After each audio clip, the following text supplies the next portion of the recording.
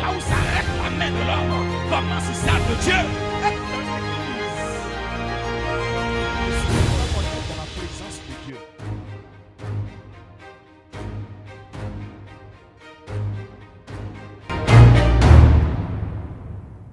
Seigneur. Le premier verset que je reprends dit: quand il n'y a pas de révélation, quand il n'y a pas de vision, il dit le peuple est sans frein. Et l'Esprit de Dieu se mouvait à la surface des eaux. Et Dieu dit, Dieu a œuvré, Dieu a travaillé pour que la terre parvienne à l'existence. Tout véritable enfant de Dieu est celui bien-aimé qui est en train d'œuvrer. La Bible déclare que Moïse faisait paître le troupeau de Jéthro son père. Et c'est pendant que Moïse travaillait, avait paître le troupeau, que Moïse découvre qu'il y a un arbre qui est en feu. Mais l'arbre ne se consume pas. L'arbre est en feu. Mais apparemment, le feu ne tue pas l'arbre. L'arbre est en feu. Mais les feuilles sont encore vertes. La Bible déclare que Moïse se détournait pour voir quelle est cette grande vision. Alors Dieu fait quoi là? Peu là.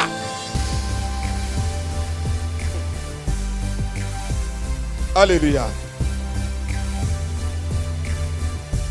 Comme Moïse se détournait pour comprendre la vision. Pourquoi ce arbre est enflammé? Ce arbre est en feu. Mais ce arbre continue à vivre. C'est l'intéressement. Parce que Moïse s'est intéressé à la chose que Dieu l'a appelée. Écoutez-moi très bien, bien-aimé. Vous voulez un appel de Dieu dans un domaine particulier, un appel de Dieu dans la gloire, un appel de Dieu dans le mariage, un appel de Dieu dans le voyage, un appel de Dieu dans l'évangélisation, un appel de Dieu dans la guérison. L'appel de Dieu va se faire lorsque vous vous intéressez à la chose. La parole de Dieu déclare que c'est à ta résolution que répondra le succès. Tu peux dire en train de prier pour quelque chose, mais tu ne t'intéresses pas à ça. On dit prions, tu pries parce que le pasteur a dit prions. Mais tu ne portes pas ton intérêt dans ça. Dieu ne va pas se révéler. Dieu ne va pas se révéler. Dieu ne va pas se révéler. La Bible déclare qu'il y a une femme qui était courbée pendant 18 années. 18 années de sa vie, cette femme ne pouvait pas contempler le lever du soleil. Toute sa vie était ainsi. Alors vous savez que la Bible déclare par David, il dit en contemplant. Mais cette femme ne pouvait contempler le lever du soleil. Quand le soleil se lève, ses yeux ne peuvent croiser le soleil. Oh, qui parle de soleil, parle de la justice de Dieu. Qui parle de soleil, parle de la gloire de Dieu. Qui parle de soleil, parle de l'éclat de Dieu. Mais les démons ont courbé cette femme pendant 18 ans. Mais pendant ces 18 années, elle n'était pas hors de l'église. Elle était dans l'église. Et la Bible déclare que pendant que le Seigneur prêchait, il la vit. Il dit, femme, sois guérie de ton infirmité. La Bible dit qu'aussitôt elle se redressa. Écoutez, Jésus entre dans la maison de Pierre. Lorsqu'il entre dans la maison de Pierre, il trouve la belle-mère de Pierre qui avait la fièvre. Lorsque Jésus entre dans cette maison, il va et il touche la femme et la femme est guérie. Voici ce que ma Bible me dit. Elle dit qu'aussitôt, elle se leva et le servit. Alléluia. Quel intérêt Dieu a pour t'apporter la chose, t'apporter la guérison, t'apporter la restauration? Bien, mais écoutez-moi très bien. Lorsque vous vous intéressez à la vision, vous allez entendre la voix de Dieu.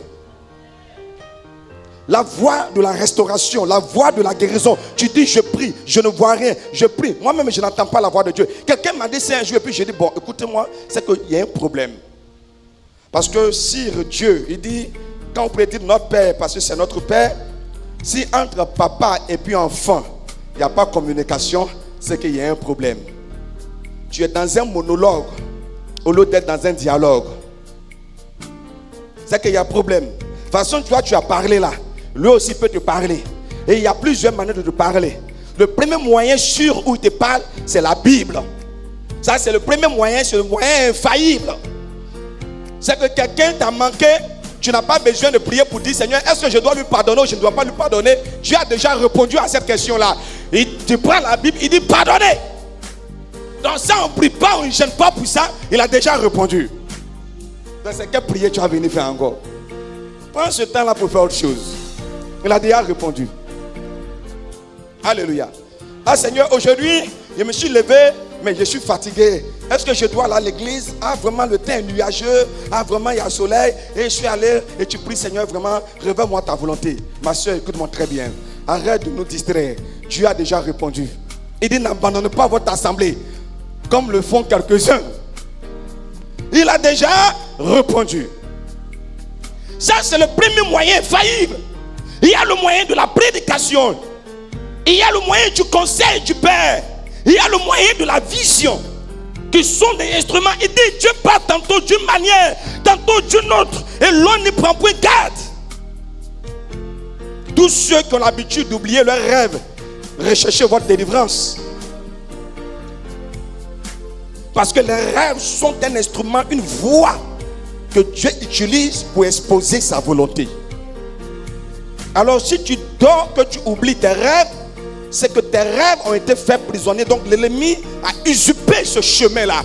C'est que quand tu rêves, il efface ta mémoire. Il y a des gens qui ont le problème de mari et de femme de nuit. Quand il vient et qu'il t'a visité la nuit, il efface le souvenir. Quand tu te lèves, comme tu ne te rappelles pas, tu ne vas pas aussi prier. Tu as mangé dans ton sommeil, comme tu ne te rappelles pas, tu ne vas pas aussi prier. Et petit à petit, comme cela, un jour tu as l'église, révélation sort, dit non que toi tu es sorcier. Moi, parce qu'il ne faut pas gâter mon nom, hein. Oui, tu es dedans, mais tu ne sais pas. Et l'œil de l'Esprit de Dieu a vu. Donc, bien aimé, c'est très important de s'intéresser à la vision. Et qu'est-ce qu'il dit à Moïse? Il dit à Moïse, enlève tes sandales. C'est la quatrième indication de la vision. Enlève tes sandales. Enlève tes sandales.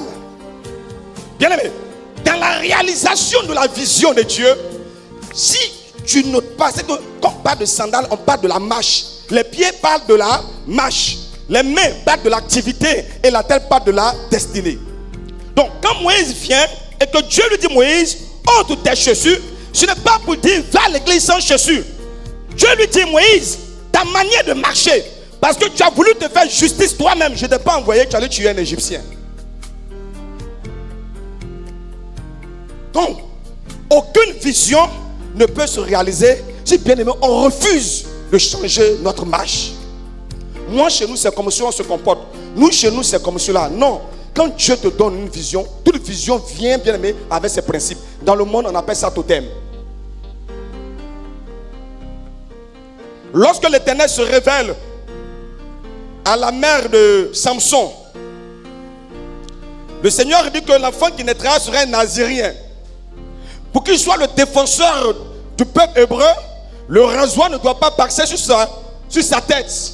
Voici l'un des principes que Dieu donne. Non, c'est ça, enlever ses chaussures. J'ai ma manière de marcher lorsque j'ai croisé Dieu. J'ai mon comportement avant de croiser Dieu. J'ai mes pensées avant de croiser Dieu. Mais bien, mais quand tu croises Dieu, Dieu te dit que ta marche n'est pas ma marche. Il faut enlever tes sandales. Il y a des endroits où tu ne peux plus aller. Il y a des endroits où tu ne peux plus entrer. C'est de cela, enlever ses chaussures. Il y a des endroits. Lorsqu'on abandonne sa propre conception, bien aimé, il faut emprunter celle de Dieu. Alors Dieu continue à œuvrer et Dieu continue à se manifester dans notre vie. Donc ça, c'est la quatrième indication, c'est la quatrième. Toute vision est réalisable lorsque tu abandonnes ta conception. Regardez ce que Dieu dit au prophète. Il dit ça au prophète Élisée. Il dit, c'est Élisée qui va parler. Élisée dit, faites dans cette vallée des fosses. C'est que vous voyez la terre qui est là. Il dit, creusez. Il dit, creusez. Il dit, creusez. Il dit, vous ne verrez pas le vent. Vous ne verrez pas la pluie. Mais je vous annonce que cette vallée-là va se remplir d'eau. Waouh. L'eau va quitter où? C'est ça, abandonner son raisonnement. Vous prenez un homme comme Josué. Josué est un soldat de guerre, c'est un homme de guerre. Mais lorsque Dieu appelle Josué et que Josué est devant Jéricho, de toute la vie de Josué, il sait que pour combattre un ennemi, il faut l'affronter. Mais Dieu lui dit pour Jéricho là, fais simplement le tour et puis pousser des cris. Quelle stratégie? Bien-aimé, tu veux une touche de Dieu. Tu veux une touche de Dieu. Oublie, bien-aimé, tes conceptions. Tu as une vision de guérison. Tu veux être guéri. C'est ta vision. Tu veux aller de l'avant. C'est ta vision. Oublie ce que tu as connu hier. Lorsque Aman le Syrien est arrivé pour voir le prophète Élisée, Aman le Syrien n'est pas encore devant l'homme de Dieu. Et puis l'homme de Dieu envoie son serviteur pour lui dire, bon, dites-lui, n'a qu'à aller directement au Jourdain là, n'a qu'à se baigner. Il dit, non, moi j'ai cru, hein, c'est ce qu'Aman dit. Il dit, j'ai cru que l'homme de Dieu allait sortir à la porte là. Et puis il allait m'accueillir parce que quand même, je suis un général, je suis armé, je suis une armée. Vous voyez, là, il a déjà conçu son mode de guérison. C'est que comment est-ce que les choses vont se passer? Je ne savais pas que ici, là, vous étiez comme ceux-là. Et que le pasteur ne descend pas pour accueillir. Il dit, va te laver dans le Jourdain. Le monsieur s'est fâché. Et ceux qui étaient autour de lui disent, mais qu'est-ce que l'homme de Dieu t'a dit de compliqué? Jette-toi simplement. Il y a quoi de compliqué? Vous voyez? Mais quand il a obéi, Dieu l'a guéri. Bien-aimé, quand tu abandonnes tes techniques, quand tu abandonnes ce que tu appelles connaissance et que tu empruntes la connaissance de Dieu, les choses banales deviennent un miracle pour toi. Quelqu'un ne m'a pas dit amen. Écoutez, la Bible, il y avait un aveugle qui était un aveugle de naissance du village de Bethphagée. Et on envoyait l'aveugle à Jésus. Et voici ce que les gens disent. La Bible dit oui. Il pria Jésus de lui imposer les mains afin qu'il recouvre la vue. Il pria Jésus de lui imposer les mains. Donc eux déjà, ils sont allés dire à Jésus ce qu'il faut faire. Dit Jésus que prends ta main, il faut le toucher. Vous voyez souvent bien aimé, ce qui fait que ils ont une vision. Leur vision, leur révélation, leur rêve, c'est que cet homme soit guéri. Alléluia. C'est que cet homme-là soit guéri.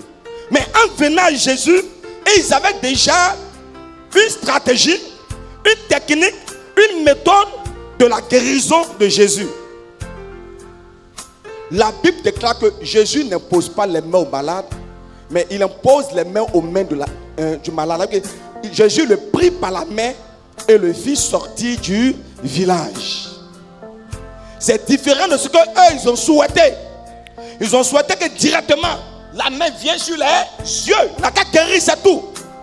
Mais il lui prit la main et le fit sortir du village.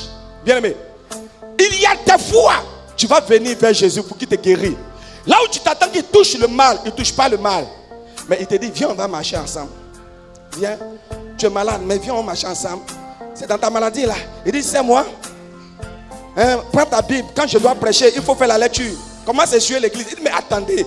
Pose la main sur la maladie. Pose la main sur le problème. C'est qu'elle a fait d'attraper main pour marcher, pour sortir hors du village. Et qu'elle a fait? Et qu'elle a fait ça? Oui, bien aimé. C'est comme cela, il est ce qu'il est. Il est ce qu'il est. Tu viens, tu as un problème. Comme la maman disait qu'il y a une maman qui était venue avec son problème. On ne fait pas fi de son problème et puis c'est d'autres choses qui parlent. Il est ce qu'il est. Et il te connaît.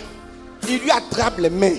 Il dit, monsieur, toi là, ta guérison là, c'est pas une guérison instantanée, papa. Mais toi et moi là, il faut qu'on échange. Toi et moi, il faut qu'on marche. Toi et moi, il faut qu'on cause. Toi et moi, il faut qu'on prie. Toi et moi là, il faut que tu deviennes mon fidèle. Deviens ma brebis. Toi et moi là, paie-moi les offrandes. Paie-moi la dîme. Toi et moi là. Et tu es dedans pendant des années. Et puis, il ne prend pas la main pour toucher le mal, mais il attrape toujours ta main pour qu'on marche.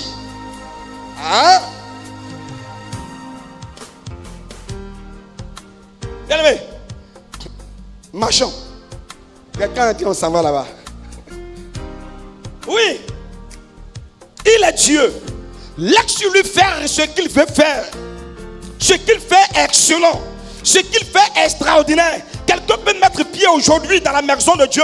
Aujourd'hui, Dieu le guérit. Aujourd'hui, il rend témoignage. Aujourd'hui, il est exaucé. Aujourd'hui, il a un visa. Aujourd'hui, il a un mariage. Aujourd'hui, il a des enfants. Aujourd'hui, il a cela. Mais bien aimé, toi, en fonction de la vision que Dieu a pour toi, Dieu va te dire cheminons ensemble. Cheminons ensemble. Et tu es là et puis les gens rendent des témoignages. Et toi, tu ne fais que marcher avec lui. Et puis les gens rendent des témoignages. Tu marches avec lui, les gens rendent des témoignages.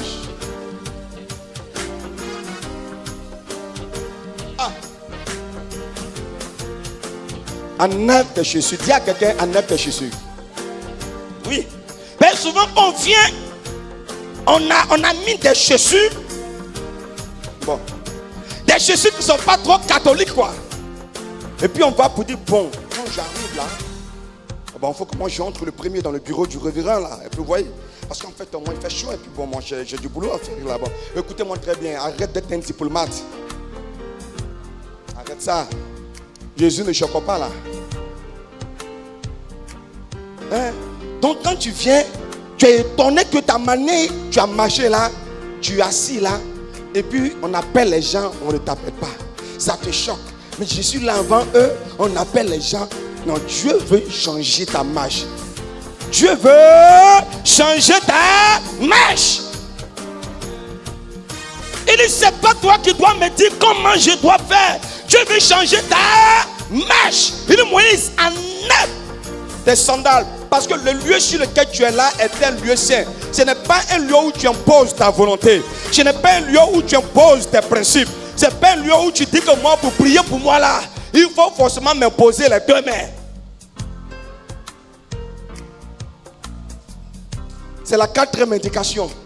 Bien aimé, toute ta vision, ton rêve, il va se réaliser si tu arrives à te déchausser.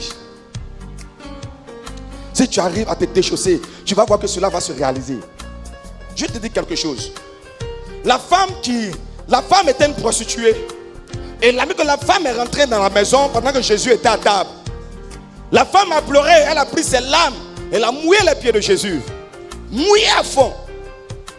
Elle a essuyé. Tous ceux qui étaient là étaient sidérés. Parce qu'ils avaient un principe, un fonctionnement que eux connaissent. Et vous savez ce qu'il a dit? Il dit, si cet homme était prophète, il allait savoir qui était cette femme. Il a dit ça dans son cœur, hein? S'il était prophète, il allait savoir qui était cette femme. Jésus s'est tourné vers lui. Alors que c'est dans son cœur, il dit, et toi, je suis entré chez toi, tu ne m'as pas lavé les pieds. Tu ne m'as pas essuyé les pieds. Mais cette femme a lavé mes pieds, elle les a essuyés. Et il dit, ma fille, va, tes péchés te sont pardonnés. Scandale dans la ville. Scandale dans la ville. Ah! Scandale dans la ville. Les Juifs disent non, non. Mais qui est cet homme pour dire, femme, tes péchés te sont pardonnés. Mais normalement, il doit faire des récitations. Notre Père, tu dois réciter 20 fois. Notre Père qui est aux cieux, que ton nom soit sanctifié. Oh, que ton règne vienne. Oh, que ta volonté. Comment? Comme cela, tu dis, ses péchés sont pardonnés. Est-ce qu'elle allait au purgatoire? Oublie tes principes. Elle prend le principe de Dieu. C'est pourquoi, étant à la croix, lorsque le brigand lui dit, il dit, souviens-toi, quand tu seras dans ton paradis, il dit au brigand, aujourd'hui, tu seras avec moi au paradis. Alléluia. Quelqu'un est accordé pour dire, mais Jésus, il n'a pas encore été baptisé, il n'a pas encore pris la Sainte Sainte, et puis tu dis, rentre au paradis. Il n'a pas de canet de baptême, il n'a pas de canet de dîme. Comment il peut rentrer au paradis? Jésus dit, dans le principe des hommes, on ne peut pas être roi sans être prince. Pour être roi, il faut être prince. Mais dans le principe de Dieu, tu deviens roi sans être prince. Bien aimé, la quatrième indication, c'est la chose qu'il faut prendre. Cinquième indication, considère la sainteté de la chose. Donc on ne profane pas la vision de Dieu. Lorsque Dieu vous donne une vision, considérez que cette vision-là a la sainteté de Dieu. Vous devez la considérer en tant que telle. C'est pourquoi, bien aimé, on écrit les révélations que Dieu vous donne. Parce que ça vient de Dieu. La Bible dit que ce que sa bouche a dit, sa main va l'accomplir. Donc, vous devez l'écrire. Vous devez considérer la chose. Ça, c'est cinquième. C'est ça? Sixième indication. Lis-moi le verset 6. Toujours du même Exode chapitre 3. Alléluia. La vision doit être saine. La vision doit se conformer à la parole de Dieu. Ça, c'est la cinquième indication, n'oubliez pas. Il a dit à Moïse, considère que le lieu où tu es est un lieu saint. Tu ne veux pas avoir une vision. Dans la vision, tu vois que tu as marié le mari de quelqu'un d'autre. Bien, mais ça, ce n'est pas une vision. Ça, c'est une convoitise. Donc, toute vision doit s'aligner à la volonté de Dieu. Est-ce que ça va? Donc, quand tu as une vision, tu as un rêve qui contredit la Bible, c'est que ça ne vient pas de Dieu. Parce que tout réma doit s'appuyer sur le logos. Donc, toute révélation de Dieu s'appuie sur la parole écrite de Dieu. Et parce que la parole écrite de Dieu est la norme en termes de toute vision. Quand tu me dis quelque chose, ce qui doit prouver ou justifier, comme les chrétiens de Béret, que ce que tu as dit émane de Dieu, ça ne doit pas contredire la Bible. Quand ça va contre la Bible, à ce moment donné, ce n'est plus Dieu qui a parlé, mais quelqu'un d'autre s'est exprimé. Alléluia. Donc c'est ça, c'est très important. Donc j'ai dit sixième, la vision est individuelle. Verset 6. Exode chapitre 3, le verset 6. Oui. Et il ajouta, je suis le Dieu de ton père. Je suis le Dieu de ton père. Le Dieu d'Abraham. Le Dieu d'Isaac et le Dieu de Jacob. Moïse se cacha le visage. Et quand Dieu donne une vision, la première des choses, c'est que la vision est individuelle, elle est personnelle. Parce que quelqu'un me suit très bien. Avant que la vision ne soit générale, elle est premièrement individuelle. C'est comme ça que vous allez voir que lorsque une vision vient, il y a un prix que celui qui a reçu la vision paye. Voilà, il paye pour être père de la vision. Quand tu l'as reçu, avant que ça ne concerne l'assemblée, ça te concerne premièrement. Quelqu'un me suit très bien. Ça te concerne premièrement. Donc tu peux dans l'assemblée, nous allons cotiser pour changer le micro. Si l'assemblée n'a pas cotisé pour changer le micro, l'assemblée n'a pas reçu la vision. Tu as reçu la vision. Tu dois déjà, toi premièrement, faire le pas. Tu dois premièrement commencer déjà à agir et permettre aux autres de pouvoir y entrer. Vous comprenez? Donc premièrement, lorsque Moïse reçoit la chose, c'est premièrement personnel. Avant que Hur et Aaron ne soient ajoutés à la chose. Je te dis pourquoi. Si Dieu te donne une vision sur ton mariage, la première personne qui doit se lever, c'est toi. Non, on ne prie pas pour moi. Non, on n'intercède pas pour moi. Non, on ne fait pas ceci pour moi. Quand Dieu te donne une révélation, tu es la première personne concernée. D'ailleurs, nous, en tant que serviteurs de Dieu, mais quand tu finis de donner une révélation, tu oublies.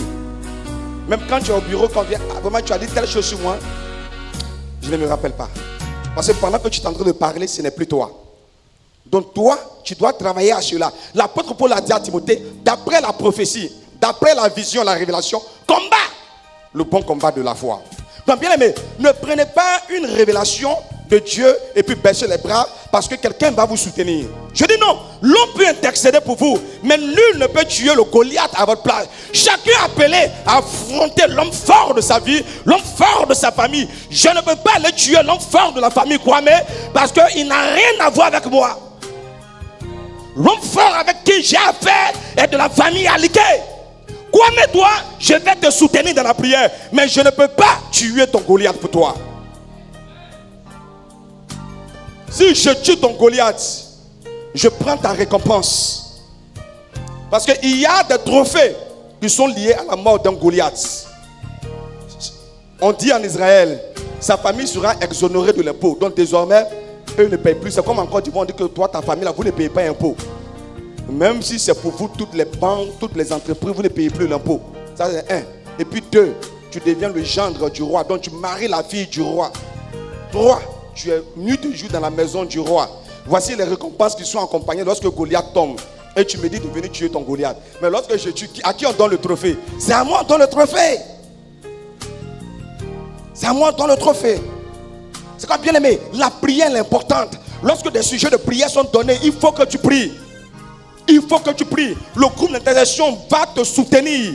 va te soutenir, va intercéder pour toi, pour que tu ne faiblis pas, pour que Dieu renforce ta capacité, Dieu renforce ton courage, Dieu renforce ton énergie. Mais le Goliath là, c'est toi qui dois serrer sa tête pour pouvoir bien aimer trancher sa tête. Quelqu'un me suit très bien. C'est très important. Quand Pierre a dit, Seigneur, que nous aussi on va mourir avec toi, il dit, Pierre, ce couple-là, c'est moi qui dois boire ça. Quelqu'un ne peut pas boire ça à ma place. Si quelqu'un boit ça à ma place, c'est en son nom qu'on va prier. Parce qu'avant que Jésus ne boive sa coupe, avant qu'il n'aille à la croix, on ne priait pas au nom de Jésus. On priait au nom du Père, du Fils et du Saint-Esprit. Amen. Même baptiser, il a dit à ses disciples, allez baptiser au nom du Père, du Fils et du Saint-Esprit. Pour que son nom soit en mesure de tout terrasser les démons, son nom là doit traverser tout ce que tu connais. Et c'est dans ça là, quelqu'un va dire, non Seigneur, il faut laisser, on va boire. Il dit non, hein, laissez, pris ça là, je vais payer. Pour que mon nom. La Bible dit, vu la gloire qui lui était réservée, il a fait quoi? Il a méprisé l'ignominie, il a méprisé la honte, il a regardé le fait qu'il sera déshabillé, il sera mis nu, on va se moquer de lui, on va cracher sur lui. Il a regardé ça, et puis il a regardé aussi la gloire qui l'attendait. Il regarde le problème, il regarde la gloire qui l'attendait, et puis il dit, bon, un problème là, qui est pour un peu de temps, et puis la gloire qui est pour toujours. Ça fait plus de 2000 ans, mais on est encore dedans. Nous on va passer, il y a des gens qui vont venir au nom de Jésus. Eux vont passer, d'autres vont venir encore au nom de Jésus. Parce qu'il a bu la coupe. Est-ce que ça va? Accepte de payer le prix de la vision que Dieu t'a donnée. On peut dire prier et puis quelqu'un dort. Prier quelqu'un à la maison. Prier quelqu'un ne fait rien. Mais bien aimé, si tu sais que Dieu t'a parlé au sujet de ta vie, ne fais pas comme lui. Ne fais pas comme lui. Ne fais pas comme lui. La vision, elle est individuelle. Tu dois te lever. Écoutez, quand Jésus a la Gethsémane, il n'est pas le seul. Il a demandé à des gens de venir le supporter. Pierre, Jean et Jacques. Il dit, venez, soyez mes supports. Mais il prie. Quand il ouvre les yeux, il trouve Jacques en train de ronfler. Comment dirais-je? En ténor. Il tourne. Pierre est en train de ronfler en basse. Jacques est en train de ronfler en soprano. Il dit, vous n'avez pas pu veiller une seule heure avec moi. Levez-vous, prions. Levez-vous, prions. Mais il recommence. Quand il ouvre ses yeux, ça ronfle. Il a soutenu la chose. Et aujourd'hui, bien-aimés, nul ne peut contester devant le nom de Jésus. Même les scientifiques, les astrologues ont dit l'an 600 avant Jésus-Christ, l'an 500 avant Jésus-Christ, l'an 3 avant Jésus-Christ, l'an 100 avant Jésus-Christ. Il est devenu boussole incontestable de l'humanité. Tu ne peux parler sans parler de lui. Il a payé le prix. Alléluia. 7e clé, pour que je cours, bien-aimé. Toute vision a un objectif. Toute vision a un objectif. Il n'y a pas une vision qui n'a pas de but. Et quand Dieu envoie une vision, la vision a toujours un objectif. C'est pourquoi quand tu te trompes de vision, tu te trompes d'appel et tu te trompes de compétence. Est-ce que ça va?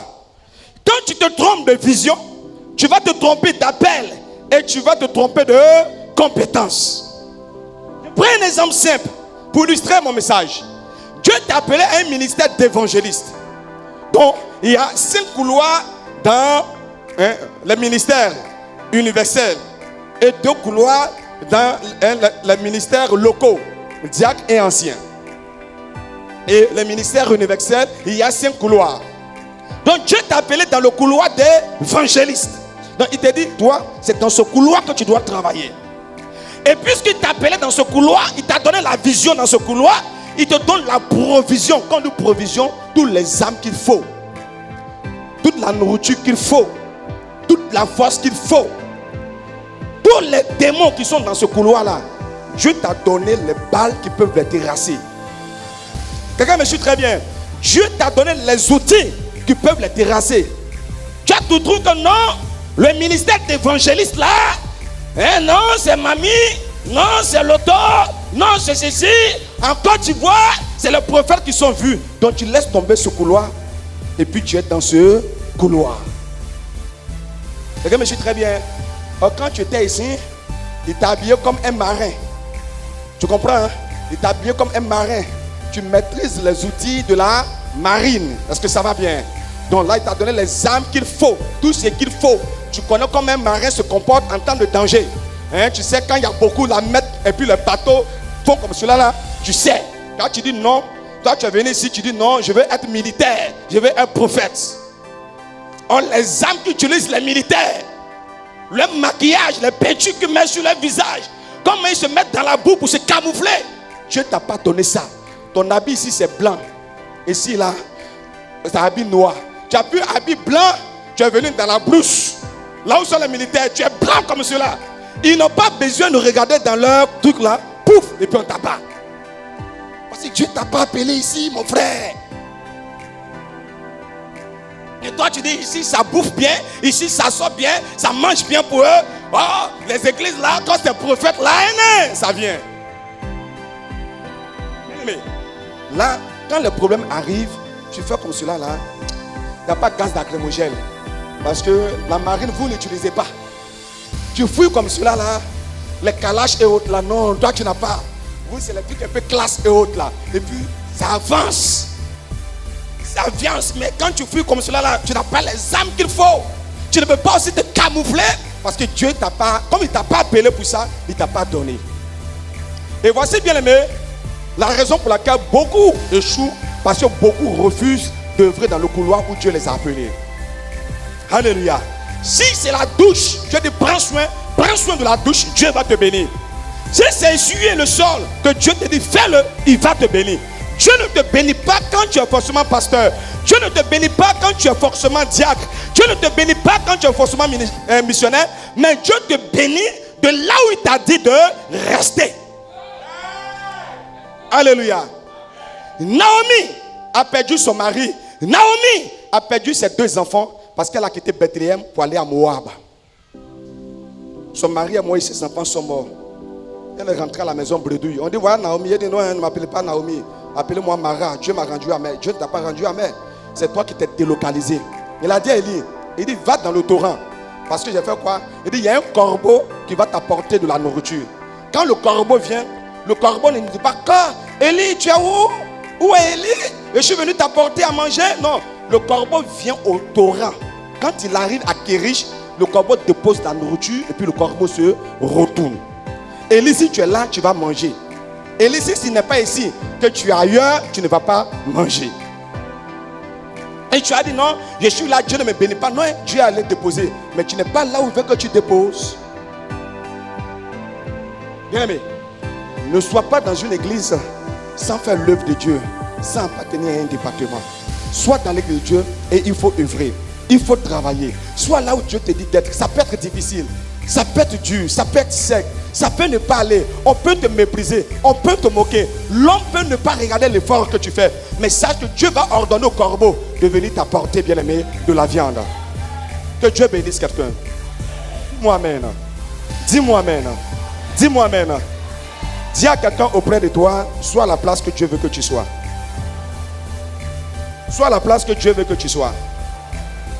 Bien aimé, je vais aller plus vite. Le 8e, il dit à Moïse, mets la main dans ton sein. Il me reste 2. Mets la main dans ton sein. Quand Moïse met sa main, quand Moïse retire sa main, il y a la lèpre. Il lui dit, remets à nouveau la main. Quand il remet à nouveau la main, il fait ressortir, la main de Moïse est pure. Mais à la vérité, il donne une révélation à Moïse sur la venue de Jésus.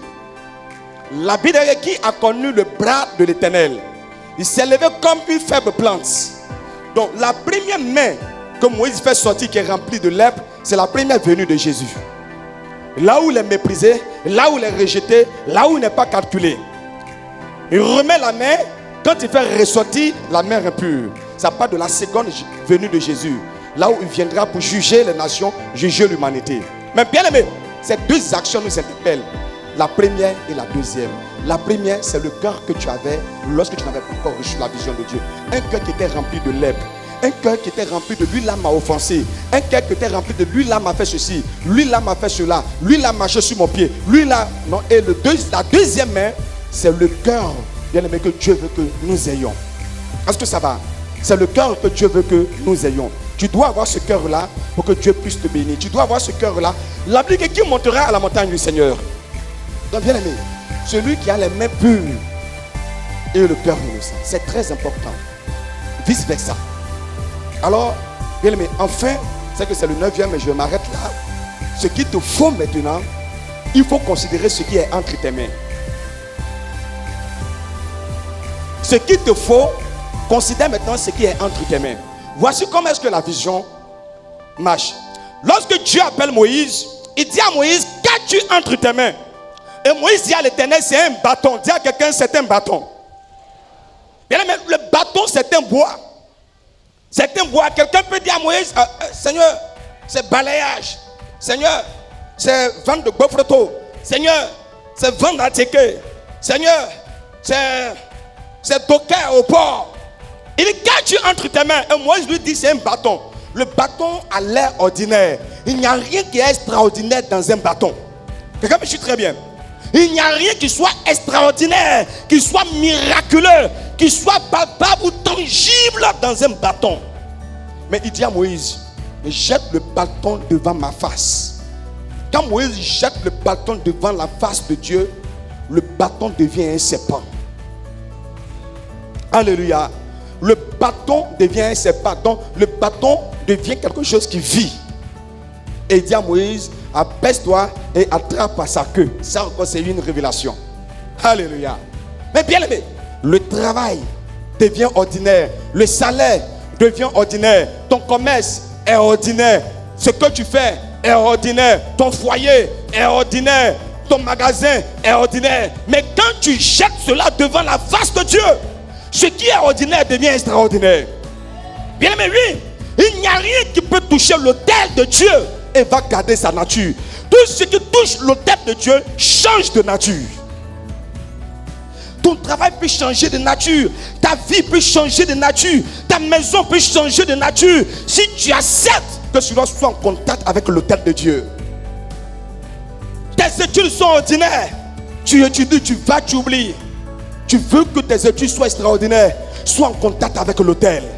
Quand tu es en contact avec l'autel, tout ce qui était ordinaire, quelqu'un va dire, mais moi je fais la même chose que toi. Mais pourquoi est-ce que toi tu es seul? La même chose, tu es seul. C'est la même chose, mais tu vas de l'avant. Vous deux, vous vendez des œufs. Mais lorsque toi tu vends, quand les gens mangent, c'est comme si tes œufs ont été pipés, je ne sais pas, d'une onction extraordinaire. Ça sort et ça sort. Pourquoi? Parce que la chose a été en contact avec l'autel. Refuse dorénavant, bien-aimé, d'être ordinaire. Refuse. Moïse avait un bâton, mais c'est le bâton qui fend la mer rouge. Le bâton, si ce bâton n'avait pas touché l'autel de Dieu, si ce bâton n'avait pas touché l'autel de Dieu, ce bâton n'allait pas être extraordinaire. Mais parce que le bâton a été en contact avec l'autel, quand ton travail est en contact avec l'autel, quand ta famille est en contact avec l'autel, quand ce que tu fais est en contact avec l'autel, bien aimé, aucune mer rouge devant toi ne peut résister. S'il te plaît, le salaire que tu as est maigre et ce salaire tu ne peux pas réaliser avec. Que ce salaire soit en contact avec l'autel. Honore Dieu par ta dîme, honore Dieu par tes offrandes, honore Dieu par tes semences. Permets à ta famille de venir prier le Seigneur.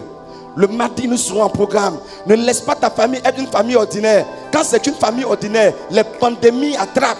Quand c'est une famille ordinaire, les problèmes attrapent. La Bible déclare que le malheur atteint souvent le juste, mais l'Éternel l'en délivre toujours. Dieu délivre la famille qui est en contact avec l'autel. Dieu délivre le peuple qui est en contact avec l'autel. Bien, mais écoute-moi, je m'arrête. Et puis lis-moi ce passage. Psaume 50, verset 4. C'est là que je vais m'arrêter. Psaume 50, verset 4. Ne laisse pas ton bâton être un bâton ordinaire. Ton temps est ordinaire. Aucun miracle ne peut se produire pour que ton temps augmente. Tu as 24 heures et c'est les 24 heures. Mais quand ton bois entre dans la présence de Dieu, quand ton enfant qui est rebelle, ton enfant qui te crée des problèmes, ton enfant pour qui tu es au commissariat, tout juste de convocation, quand ton enfant est en contact avec l'autel, il devient extraordinaire. Samuel était ordinaire, mais c'est quand Anne a pris Samuel et que Anne a déposé Samuel à l'autel, Samuel est devenu extraordinaire. Alléluia. Le témoignage de la sœur est clair. Lorsque ce n'était pas mis dans la chose de Dieu, se consacrer à Dieu, elle était ordinaire. On dit les trompes là sont gâtées, c'est fini, c'est ceci, c'est cela. Mais bien aimé, quand c'est en contact avec Dieu, ça devient extraordinaire. Quelqu'un me disait, pasteur, on m'a opéré, on en avait mettre 2 trompes. Mais pasteur, je suis enceinte. Mais bien aimé, ça dépasse le raisonnement de la médecine. Quand tu t'assois pour calculer, tu dis non, c'est pas possible. Comment ça peut se passer ainsi? Mais bien aimé, tout ce qui touche l'autel change de nature. Change de nature. Alors, Psaume 50, verset 4. Rapidement. Psaume 5, le verset 4. Psaume 50. 50, le verset 4. Il crie vers les cieux en haut et vers la terre pour juger son peuple. Poursuis. Le verset 5. Rassemble-moi mes fidèles. Rassemblez-moi qui? Il dit mes fidèles. Il n'a pas dit les fidèles, hein? Il dit mes fidèles. Qui ont fait alliance avec moi. Qui ont fait alliance avec moi par le sacrifice. Alléluia. Est-ce que tu as fait alliance avec Dieu par le sacrifice? Le sacrifice de ton temps, le sacrifice de ta personne, le sacrifice de ton salaire, le sacrifice de tout ce que tu as. Il dit rassemblez-moi mes fidèles. Quand Dieu dit rassemblez-moi, toi, non, tu sais que tu peux venir devant, mais Dieu ne te voit pas. Parce qu'il dit qu'on fait quoi? Alliance avec moi. Est-ce que bien aimé, ce matin tu es dans une alliance avec Dieu? Il dit rassemblez-moi mes fidèles. Il n'a pas dit les, il dit mais. Pourquoi? Parce qu'il y a une alliance. Une alliance c'est un contrat. Une alliance c'est un engagement. Une alliance c'est une obligation. Que Dieu nous bénisse. Ce matin bien aimé, je veux un peuple qui est un peuple d'alliance. Un peuple qui est un peuple d'alliance. Un peuple qui est un peuple de vision. Quand tu es une femme de vision, quand tu es un homme de vision, tu deviens une femme et un homme d'alliance. Lorsque Dieu donne une vision à Abraham, Abraham bâtit un autel à l'Éternel. Lorsque Dieu donne une vision à Isaac, Isaac bâtit un autel à l'Éternel. Il n'y a pas quelqu'un à qui Dieu se révélait qui n'a pas bâti un autel à l'Éternel. Toute vision de l'Éternel t'oblige à bâtir un autel à l'Éternel. Tiens-toi debout ce matin.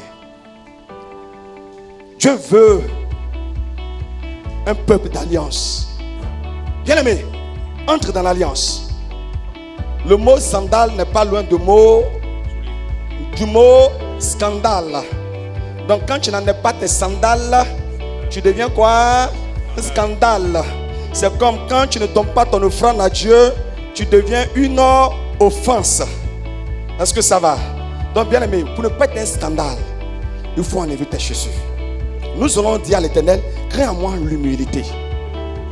Que l'humilité me caractérise. Parce que quand tu n'en es pas, tu n'es pas une bénédiction. Il résiste aux orgueilleux, mais il fait grâce aux humbles. Parce que souvent lorsqu'on vient avec l'opposition. Mais Dieu parle des vieillards. Or un vieillard est différent d'un vieux. Alléluia. Parce que David est un vieillard, c'est pas un vieux. Alléluia. Dieu ne parle pas des vieux, mais Dieu parle des vieillards. C'est pourquoi Dieu dit que nous sommes jeunes. Si ici tu as 100 ans, tu es jeune. Or, personne ici n'a 100 ans. Donc ton vieux là, c'est chez toi à la maison. Dieu ne te considère pas comme un vieux. Alléluia. Il y avait des femmes comme Anne dans le Nouveau Testament. Il y avait des personnes dans le Nouveau Testament qui avançaient en âge, c'est le mot que la Bible utilise, avançaient en âge, servaient Dieu. Alléluia. Donc nous allons dire à l'Éternel, je ne sais pas bien aimé, parce que toi on ne parle pas sur toi. Toi lorsqu'on donne un conseil, tu t'emportes, c'est le sandal que tu dois enlever. Toi, tu n'arrives pas à te maîtriser. Dieu te dit enlève ça.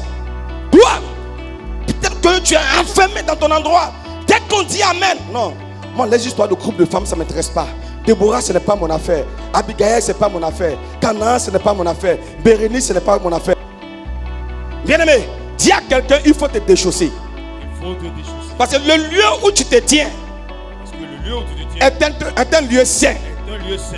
Donc si c'est un lieu saint, C'est un lieu saint. tu dois te conformer à ces principes. Tu dois te conformer à ces principes. Que tous ces sandales qui m'empêchent de voir la gloire de Dieu soient ôtés de ma vie. Les sandales. Que ma marche change. Depuis les sandales. Que mon comportement change. Que ma nature change. Que mes œuvres changent. Que mon attitude change. Quand tu changes ce matin. Oh la bouche est prise, ton Dieu. Par la Dieu ce matin. Au nom de Jésus. Amen, amen. Bien, mais enfin, le dernier sujet, en raison du temps. Bien aimé, je veux inviter une personne à entrer en alliance avec Dieu. Il n'y a pas de vision sans alliance. Il n'y en a pas. Si tu dis tu as une vision, j'ai un rêve, tu dois avoir une alliance avec Dieu. Il a dit, rassemblez-moi mes fidèles qui ont fait alliance avec moi de par quoi le sacrifice. Combien sont des personnes qui honorent leur engagement? La Bible déclare que malheur à celui qui prend un engagement sacré à la légère et qui après avoir fait son vœu va maintenant pour réfléchir. Moïse avait un bâton. Si Moïse n'avait pas jeté ce bâton devant Dieu, ce bâton un jour allait sécher. On allait prendre pour faire fagot, pour faire du bois. Regarde à quoi sert ton salaire. Ça sert à des funérailles. À quoi ça sert? Ça sert aux hôpitaux. À quoi ça sert? Ça ne sert absolument à rien. Pourquoi? Parce que cela n'a pas touché l'autel de Dieu. Ta vie n'a pas touché l'autel de Dieu. À quoi ça sert? Elle ne sert à rien. Tu n'es dans aucun département. Tu n'es dans aucun département. Lorsque le fils de David a voulu usurper le trône de David, la Bible déclare que lorsqu'on devait le mettre à mort, il est allé et puis il a attrapé l'autel. Et quand il a attrapé l'autel, tous les sacrificateurs qui étaient là ont dit non, laissez-le. Parce que si vous le tuez, vous profanez l'autel de Dieu. Et ils étaient obligés de le laisser parce qu'il était en contact avec l'autel. Combien ont fait alliance avec Dieu? Bien aimé, Ésaïe 43, verset 26 dit, réveille ma mémoire, plaidons ensemble par toi-même pour te justifier. Que ce peuple soit un peuple d'alliance. Vous savez, il y a une différence entre invoquer et évoquer. Oh, souvent il m'arrive d'utiliser des gros mots, mais c'est biblique. Invoquer et évoquer. Bon, les élèves étudiants sont là. Invoquer, c'est faire appel à. On invoque Dieu. On fait appel à Dieu. Souviens-toi de moi. Souviens-toi de mes enfants. Souviens-toi de mon travail. Souviens-toi de ceci. Donc, c'est invoquer. Mais dans la Bible, il y a des gens qui ont utilisé évoquer. Évoquer, c'est faire appel à la mémoire d'eux. C'est rappeler à la mémoire d'eux. Et Ézéchias a dit, souviens-toi. Gabaon, à Gabaon, Samson a apporté 1000 holocaustes à Dieu. Il allait se coucher. Dieu s'est souvenu. Élisée et Géasi ont été hébergés de moins par une femme, la Sunamite. Ils se sont souvenus. Mardoché, qui avait posé son action, le roi s'est souvenu. Donc c'est ça, évoquer. Évoquer, tu rappelles. Tu rappelles. Tu rappelles, Seigneur, souviens-toi. Et Seigneur, là je suis malade. Pendant que je parle, je suis convaincu que le temple est salaud.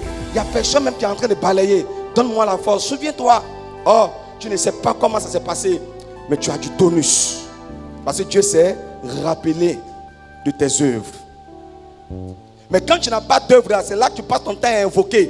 Finalement, même tu ressembles à un féticheur qui est en train de faire appel à des démons. Mais tu changes de dimension et puis tu dis, Seigneur, rappelle-toi. Écoutez, chaque fois que ce ventilateur va faire du bien à quelqu'un ou faire du bien à maman de maman, celui qui a contribué à ce ventilateur-là reçoit la bénédiction. Pendant que toi, ça te souffle, c'est que ça nève la sueur sur toi, Mais lui qui a saigné, qui a mis de son argent, est en alliance avec Dieu. Celui qui a mis de son argent dans la chair est en alliance avec Dieu. Toutes les fois que quelqu'un va se tenir ici pour dire je libère la grâce, je libère la bénédiction, je libère la prospérité, que cette personne soit présentement au milieu de nous ou soit en déplacement, reçoit la dose. C'est ça une alliance. Qu'est-ce que Dieu peut regarder et puis va se rappeler de toi? Est-ce que l'écran porte ton nom? Est-ce que ça porte ton nom? Est-ce que ça porte ton nom? Est-ce que ça porte ton nom? Quelle est ton alliance? Quelle est ton alliance? Ce matin, bien aimé, c'est là que je vais m'arrêter.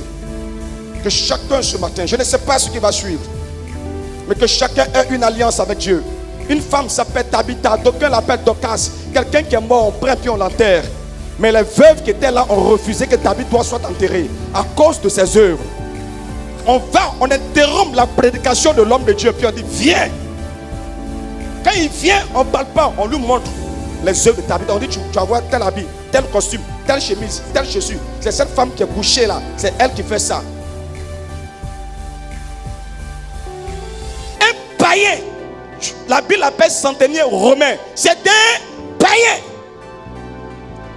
Il vient voir Jésus et puis il dit Jésus, mon serviteur est malade. Et puis Jésus ne l'écoute pas. Il va voir les anciens parlent à Jésus, Jésus ne l'écoute pas. Et puis c'est là, ils sont montés à la dimension de quoi? Évoquer. Ils étaient dans invoquer. Évoquer. Il dit Jésus, cet homme-là, il mérite que tu lui accordes cela. Pourquoi? C'est lui qui a bâti quoi? Notre synagogue. Ils appellent ça synagogue à l'époque. Nous on appelle ça église. C'est lui qui a construit notre temple. Donc il mérite. Quand on dit au mérite là, on parle d'obligation. Tu es obligé de le guérir. C'est ça l'alliance.